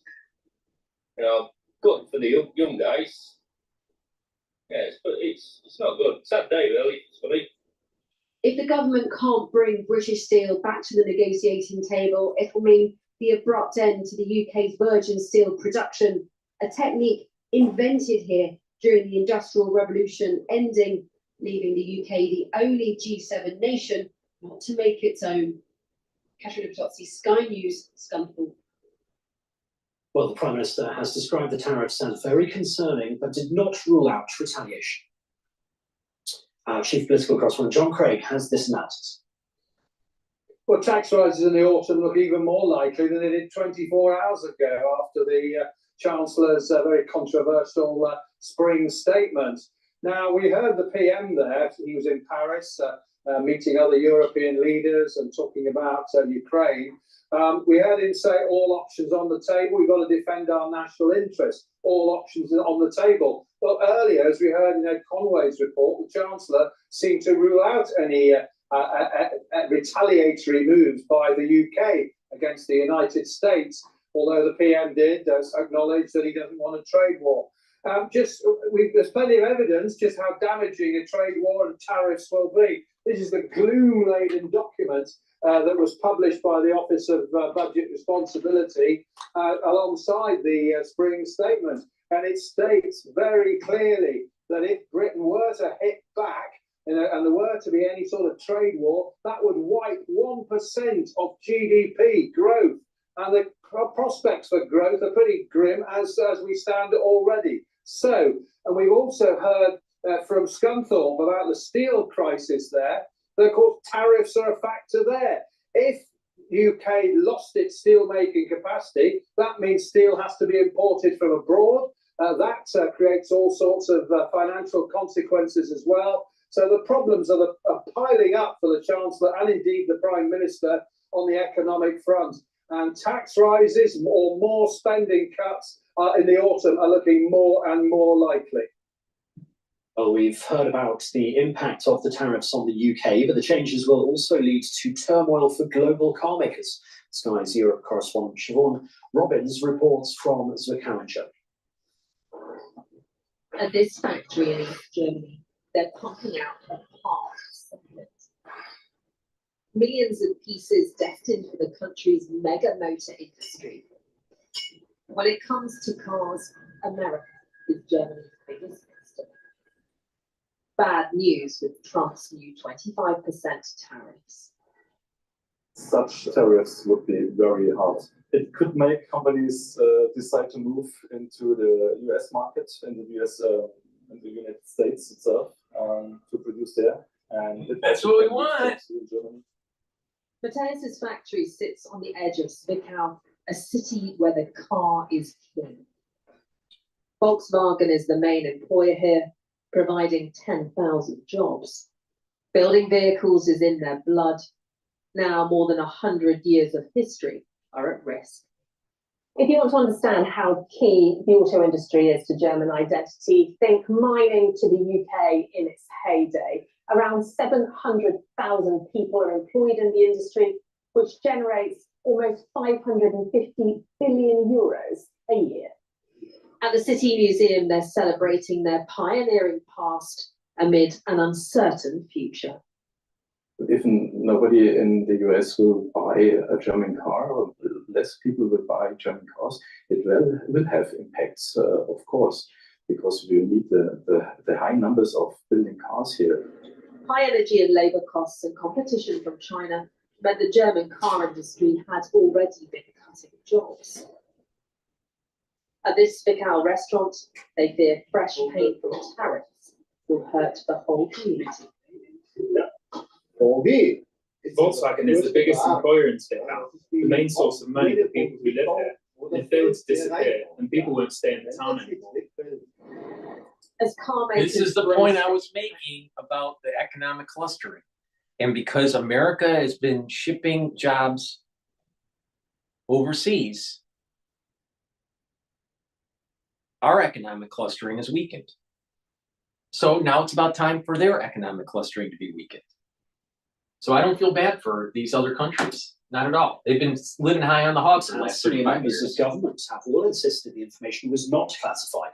But what do voters make of it? Our US correspondent James Matthews has been finding out. 2 months in, a time to put Washington in the rearview mirror. Donald Trump is trying to do. You don't know that the Chinese and Russians are on your phone? The world is now safer because of that mission. In the parts of the country that made Donald Trump president. How does that chime now? I'm impressed with the agenda. I don't support it in any shape or form. I'm okay with it. I honestly don't feel like he really cares about the American people. Caroline County is Trump country. This place in rural Virginia voted for a change of president. There's so much disinformation out there. Change is what they got. What do you make of the Signal app story? In my opinion, it's a non-story compared to some of the misgivings of the previous administration. Right. It's still a big story. Not to the extent that that it has the effect on our safety. It just goes to show you where putting the wrong people in power positions is not a great idea. That's all I'm saying. But she thinks it's okay. But she thinks it's okay to put brain dead Biden in the office, who almost started World War III. Please go to my store, the-studio-reykjavik.com, and help support my work, because where else are you going to get this plethora of knowledge? Structural nanosilver gels, either in the tube form or in the quick dispenser form, it's dual purpose. It'll help to heal your skin from an abrasion. You can use it as a skincare, a daily skincare. You can use it as an aftershave. And if you're not feeling well, or someone around you is not feeling well, at work or at home, put it on your hands, around your mouth, around your eyes, around your nose, around your ears, lightly coat your nostrils. It stays active for 5.5 hours. This is a dual purpose product. You should have some of this available in your house at all times, or even at work at all times, because you never know when you need it. Please go to my store, the-studio-reykjavik.com, get the structural nanosilver gel in the tube form or in the quick dispenser form. Very high quality, dual purpose. Now let's talk about a stack that's going to help with your musculature, your cardiovascular health, and also your immune system. Olive leaf extract will bring down inflammation. That's going to help with your cardiovascular health and your immune system. Olive leaf extract also brings down LDL levels and helps to improve your HDL levels. That's improving your total cholesterol, and therefore you have less LDL that can be oxidized to cause plaque. So take olive leaf extract every day to help your immune system and your cardiovascular health. Myotrol is a supplement you should be taking that helps gene expression to maintain and build muscle. It has flavonoids, polyphenols, and lignans to help with that gene expression that you need to build muscle. Do some resistance training, take the Myotrol, build the muscle that you need. This is very important, especially when you're 40 years of age or older, because when you get older, you start to atrophy. So you need to do resistance training. You need to take the Myotrol to do the gene expression. It couples really well with gladiator barley because that's a high density protein. And if you're an athlete, younger or older, taking Myotrol is going to help you recover from your workout and to get those strength gains that you need. So you can take this if you're an athlete, younger or older, or if you aren't an athlete and you're 40 years of age, taking Myotrol is going to help build the muscle and reduce the atrophy.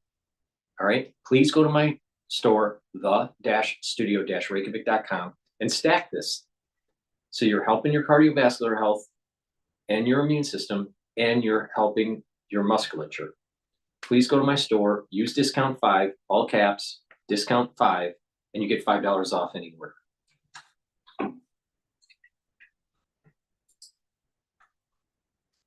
Currently represent just over 1% of all automobile sales. Riyadh Air, a new long-haul airline launching in Saudi Arabia later this year, is expected to make a final decision on its fleet of aircraft very soon, a top company executive told Sky News recently. Well, we are still in the plan and process of this campaign of choosing our next iteration within our fleet. We started off with. I want to go back to what's going on with from the president as well. Want to put that up on your screen. This is what he said on his post via Truth Social. We have it here. I'm going to read it in full as well. So he said, as we advance our America First agenda, it is essential that we maintain every Republican seat in Congress. We must be unified to accomplish our mission. And Elise Stefanik has been a vital part of our efforts from the very beginning. I have asked Elise, as one of my biggest allies, to remain in Congress to help me deliver historic tax cuts, great jobs, record economic growth, a secure border, energy dominance, peace through strength, and much more. So we can make America great again. With a very tight majority, I don't want to take a chance on anyone else running for Elise's seat. The people love Elise. With her, we have nothing to worry about come election day. There are others that can do a good job at the United Nations. Therefore, Elise will stay in Congress, rejoin the House leadership team, and continue to fight for our amazing American people. Speaker Johnson is thrilled. I look forward to the day when Elise is able to join my administration in the future. She is absolutely fantastic. Thank you, Elise. That's the full post on Truth Social from President Trump, as we're hearing his reaction again from earlier today, deciding to pull that nomination that he had put up, Stephanic for the United Nations. Of course, again, we will continue to follow the story here on Live Now from Vox as we find out who's going to be stepping into that nomination, who else the president has his eyes on to take that position within his cabinet. All right, we did want to bring that to you here on Live Now. Let's step away for a 2-minute break. On the other side, more of today's top stories. I mean, thin margins in Congress, and it's really important that they pass a balanced budget and they pass the taxes, the tax cuts. But that's going to be, the tax cuts is probably going to be later in the year. Please go to my store, the-studio-reykjavik.com, and get the Boomer Boost. This is the 4th pillar of the core protocol.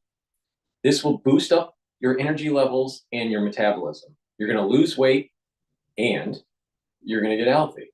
It has 68 nutrients. It's very comprehensive. All right.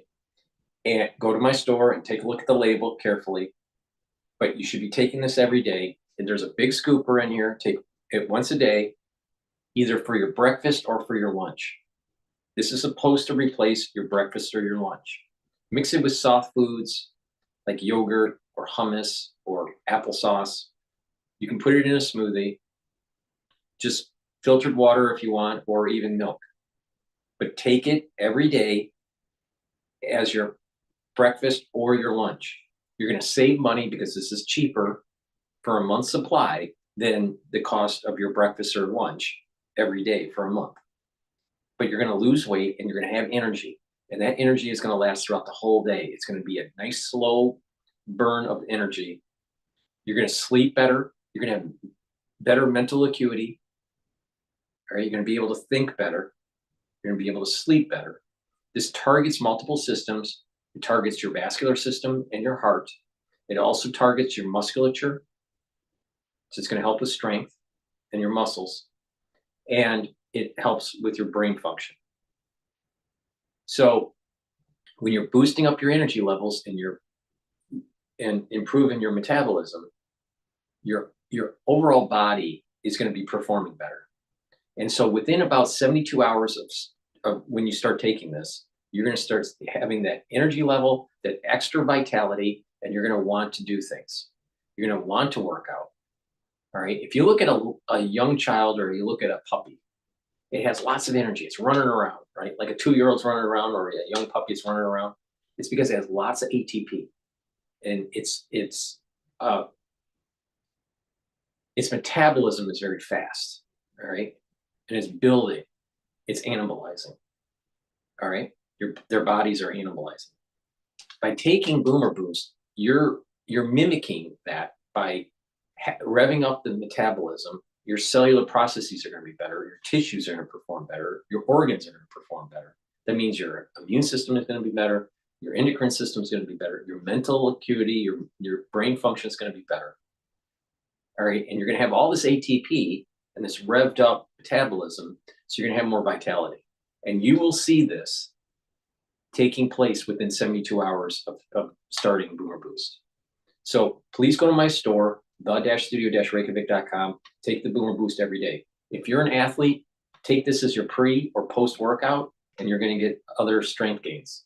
Now, it is important to also couple. You can take the heirloom barley or the gladiator barley by themselves because they're high density protein. You can take a scooper or a half a scooper a day. Take it the same way you take the Boomer Boost. And you can just take this or just take this. Take the Boomer Boost or just take the barley, the heirloom barley or the gladiator barley. But it works better when you couple them together. All right, why? Because the barley helps to detoxify your body. It helps to soak up those free radicals with superoxide dismutase. It's going to reduce inflammation. And by reducing inflammation, you're helping your immune system and your cardiovascular system. Now, the difference between the heirloom barley and the gladiator barley is the gladiator barley does everything that the heirloom barley does, but it also helps with strength. So by taking Boomer Boost and heirloom barley or gladiator barley, you're also going to be able to control your A1C levels. That means you're controlling your blood glucose levels. Many people have problems with glucose in the United States. So you want to solve that problem?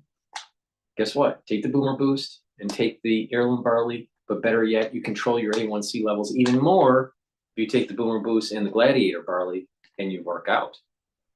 Now, when you work out, do resistance training, do cardio, do stretching, and do balancing exercises. All 4 of those modalities are important for your body.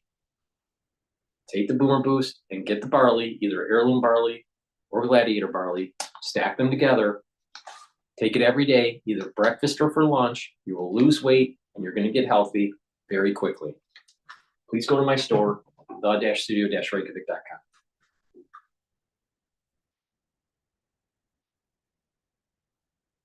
All right, let's listen to the House Minority Leader speaking about Stefanik's withdrawal.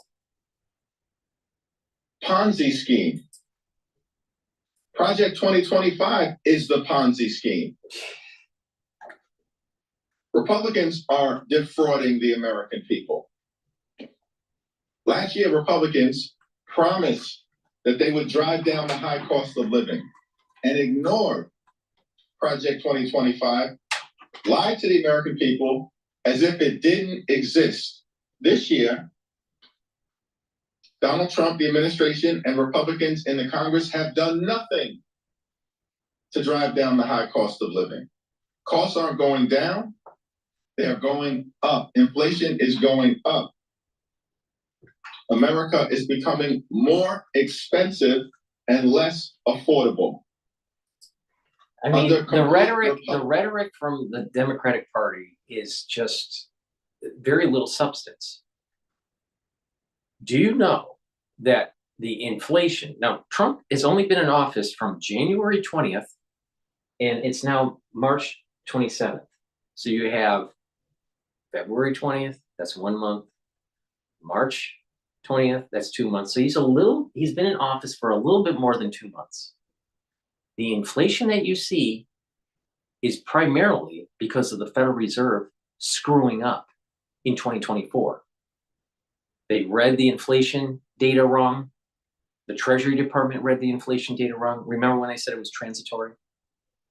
And the Federal Reserve lowered rates when the unemployment rate was below 5%, and they lowered rates when the inflation was above 2%. That's a no-no. Because when you lower rates when inflation's high, and you lower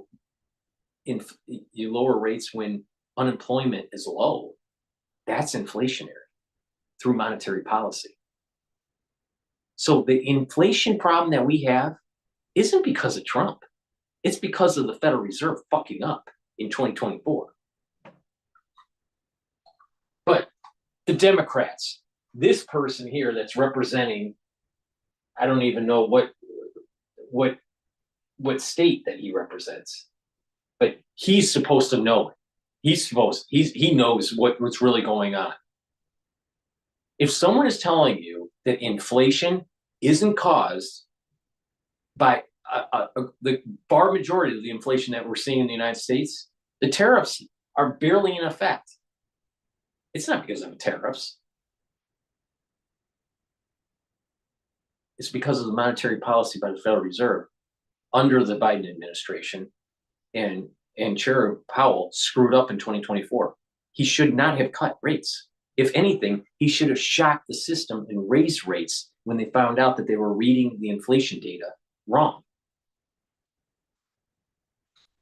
But he knows better. He knows better. You know what he knows? He knows nothing. He's all bullshit. In terms of the cuts that are harmful and painful that they want to inflict on the American people. And then you've got Republicans in both the House and the Senate. Oh, so DOGE can't do cuts in government because it's going to harm people. But so we're going to so the converse of that is it's okay to run a government that's inefficient and waste taxpayer dollars, which actually is inflationary because you have to print more money to run the inefficient government.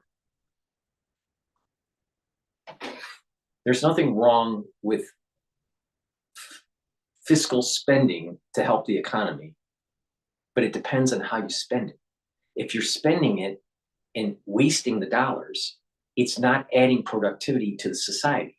When you help with infrastructure, it's moving the society faster, goods and services between states is improved. Imagine if we had high-speed rail between East Coast and West Coast. And let's just say theoretically, you can go from, let's say, from New York to LA in 4 hours. Don't you think that that would speed up commerce between the East Coast and the West Coast? And also help with travel and vacationing and all that? The society would be more productive. Now take the other example, where you're wastefully spending on a bloated bureaucracy that's inefficient. Don't you think that's inflationary? But this guy knows it all. Please go to my store, the-studio-reykjavik.com, and get the C60. You can get it in MCT coconut oil, avocado oil, or extra virgin olive oil. C60 is a carbon molecule. It's 60 carbons. It looks like a soccer ball. It's called a fullerene. And it has to be suspended in a lipid, an oil, to be able to absorb it properly.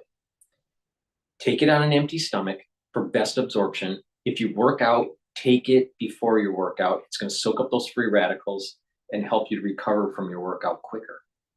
Take a teaspoon a day, every day. And it's going to soak up those free radicals, boost up your energy levels because it's going to improve your mitochondrial health. And when your cells have less stress and have more energy, they're going to perform better. And that means your tissues are going to perform better. That means your organ systems are going to perform better. Your endocrine system, your immune system, even your brain will perform better. Why? Because by reducing the stress in your neurons, by soaking up those free radicals, and improving the mitochondrial health in your neurons are going to produce neurotransmitters and fire off those neurotransmitters more efficiently. And that means you're going to have positive neuroplasticity. So when you start to do these different modalities for working out, because when you build when you're working out doing resistance training, you're activating a certain type of neuron. When you do stretching and balancing, you're activating different types of neurons. When we're doing cardio, you're activating other types of neurons. So exercising not only helps with your overall health and musculature, but you're activating different types of neurons, especially balancing, helping with that cerebellum. And then if you're learning new things and you're talking to people, you're going to have that positive neuroplasticity. When you have healthy neurons producing those neurotransmitters, and you're going to have better memory. You're going to think faster. And not only that, you're going to sleep better. Now, a great stack with C60 is resveratrol, even clarity factor, or ubiquinol or NAD+. So stack C60 in many different ways. But the key here is it's a very potent antioxidant. This is the most potent antioxidant that you're going to be able to buy. C60 is extremely potent. One molecule can soak up hundreds of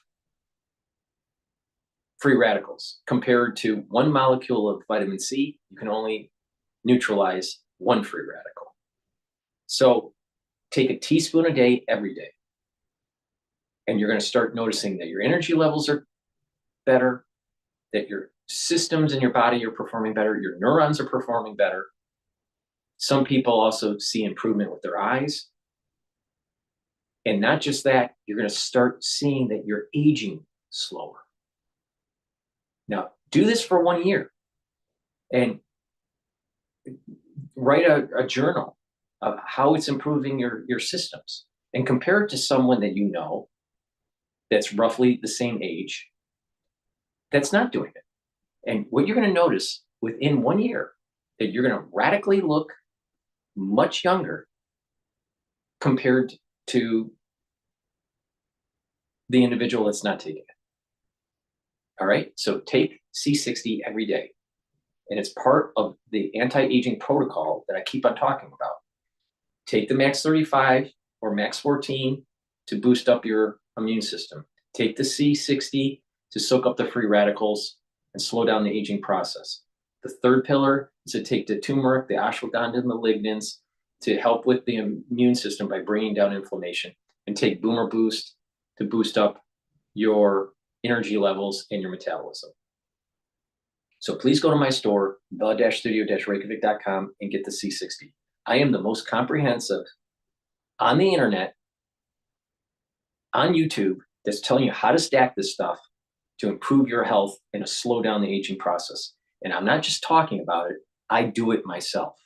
And if you've been watching me for the last 5 years, or even if you've been watching me even before the crisis of 2020, you've noticed I'm not aging. Now, why do you think that is? Why do you think that is? I'm not a vampire. It's because my protocol works.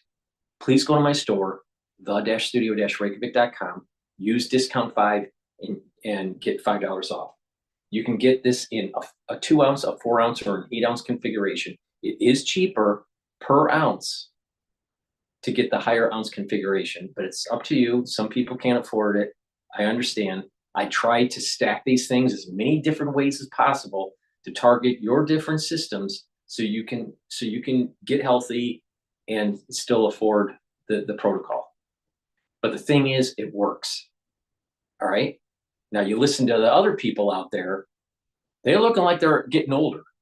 Like, you know, the celebrity docs that you've been listening to for the last 5 years. Compare me 5 years ago and now, and compare them 5 years ago and now, and you tell me who looks like they've aged. My protocol works. The proof is in the pudding. Please go to my store, the-studio-reykjavik.com. That's the end of my transmission. Thank you for listening. I'll do another one tomorrow. Thank you for the ones that are on X Spaces listening in.